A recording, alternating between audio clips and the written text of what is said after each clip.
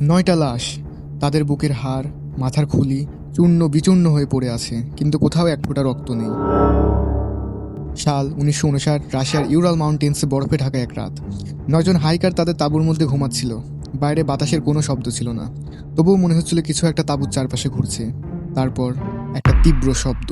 তারা ভয়ে আর্তনাদ করার আগেই একজন তাঁবু কেটে ফেলে ভেতর থেকেই। -40 ডিগ্রি সেলসিয়াস তাপমাত্রায় খালি পায়ে দৌড়াতে থাকে। পিছনে তাকায় না, যেন তাকালেই আর ফিরতে পারবে না। পরদিন সকালে খুঁজে পাওয়া যায় তাদের 9টি নিঃশব্দ দেহ। বহু বছর ধরে মানুষ ভেবেছে এটা এলিয়েন কিংবা কোনো মনস্টারের কাজ, কিন্তু শত জল্পনা কল্পনা শেষে মডার্ন সায়েন্স নিয়ে এলো বাস্তব ব্যাখ্যা। সে রাতে নেমে এসেছিল পাহাড়ের বুকে বরফ ধস। সেই বরফ ধসে তারা কেউই বাঁচতে পারেনি। কোনো মনস্টার্স না, কোনো এলিয়েন না, শুধু ঠান্ডা, অন্ধকার আর প্রকৃতির নীরব হত্যা। আজও ডিয়ারটলফ পাশে দাঁড়ালে মানুষ বলে, রাতে এখনও পায়ের শব্দ শোনা যায়।